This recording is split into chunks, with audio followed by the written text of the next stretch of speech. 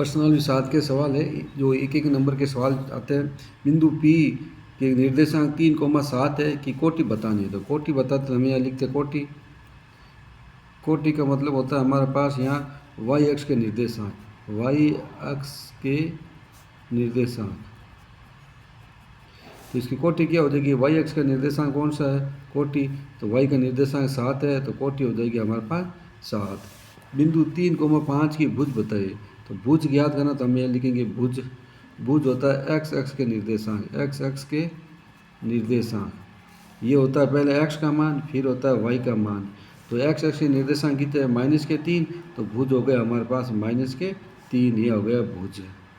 इसी प्रकार से ये 3,7 दे रखा है। तो पहला होता है एक्स का मान, फिर होता है वाई का मान।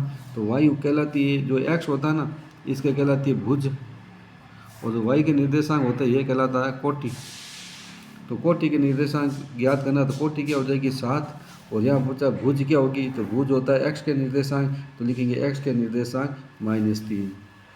ये लिखा -3, -5 की एक्स अक्ष से दूरी बताओ। एक्स अक्ष से दूरी बतानी है तो हमें लिखेंगे एक्स अक्ष से दूरी, एक्स अक्ष से दूरी। तो एक्स अक्ष से दूरी बतानी तो हमें लिखेंगे वाई अक्ष के निर्देशांक, वाई अक्ष के निर्देशांक। वाई अक्ष के निर्देशांक कितने हैं, -5 है तो -5 लिखा है। लेकिन दूरी हमेशा प्लस में होती है, लेकिन दूरी क्या होती है हमेशा, दूरी हमेशा प्लस में होती है, दूरी हमेशा प्लस में होती है। प्लस में मतलब धनात्मक होती है। तो यह दूरी क्या हो जाएगी हमारे पास, एक्स से दूरी। तो माइनस ने लिखकर हम क्या लिखेंगे, प्लस लिखेंगे। तो यहाँ लिखेंगे एक्स अक्ष से दूरी कितनी होगी, +5 होगा, न कि -5 होगा। बिंदु 4A बिंदु बी देगा 4,5 की एक्स अक्ष से दूरी बताओ। ये पूछा वाई अक्ष से दूरी बताओ, तो हम ये लिखेंगे वाई अक्ष से दूरी, वाई अक्ष से दूरी। वाई अक्ष से दूरी कितनी होगी, एक्स के निर्देशांक लिखेंगे, एक्स अक्ष के निर्देशांक। एक्स अक्ष के निर्देशांक कितने हैं, 4। तो दूरी हो जाएगी हमारे पास ये 4 हो जाएगी। अगर मान लीजिए एक्स अक्ष का पूछे तो लिखना 5, वाई का पूछा तो लिखना 4। ये इसकी ये दूरी हो जाएगी। अगला सवाल है, बिंदु एक्स अक्ष पर स्थित है तो इसका निर्देशांक बताइए। बिंदु एक्स अक्ष पर स्थित है, एक्स अक्ष का मतलब होता है कि बिंदु इस रेखा पर स्थित है। यहाँ कोई बिंदु स्थित होता है ना, इसके ये एक्स करेंगे और वाई का मान क्या होगा, 0। तो निर्देशांक क्या हो जाएगा हमारे पास, x, 0।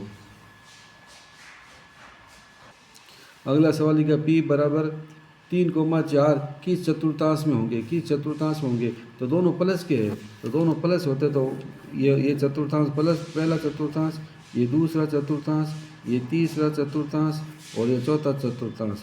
यहाँ x का मान भी प्लस होता है, y का मान भी प्लस होता है। यहाँ x माइनस का होता है, y प्लस का होता है। यहाँ x और माइनस दोनों, x और y दोनों माइनस के होते हैं। यहाँ x प्लस का होता है और y क्या होता है, माइनस का होता है। तो 3 और 4 दोनों प्लस के, 3 और 4 क्या दोनों प्लस के। तो प्रथम चतुर्थांश होगा, तो इसका हम क्या लिखेंगे, प्रथम चतुर्थांश। तो यहाँ लिखेंगे हम प्रथम चतुर्थांश। बिंदु -3 -2 किस चतुर्थांश में होंगे, दोनों माइनस के, तो दोनों माइनस है तो किस में होगा, तृतीय में। तो लिखेंगे हम तीसरे चतुर्थांश में, तीसरे चतुर्थांश, ये लिखेंगे तीसरे चतुर्थांश में। बिंदु P जो y अक्ष पर स्थित है इसके निर्देशांक होंगे। तो y अक्ष पर निर्देशांक कितने होंगे, तो P के निर्देशांक y अक्ष पर है तो P के निर्देशांक, y अक्ष पर है तो x का मान 0 होगा और y का मान कुछ होगा। मूल बिंदु के निर्देशांक कितने होते हैं, 0,0। मूल बिंदु के निर्देशांक क्या होता है, 0,0 होता है। मेरे वीडियो को लाइक करना है और आपको अपने दोस्तों को शेयर करना है, कमेंट ज़रूर करना है और वीडियो कैसे लगा इसके बारे में बताना है।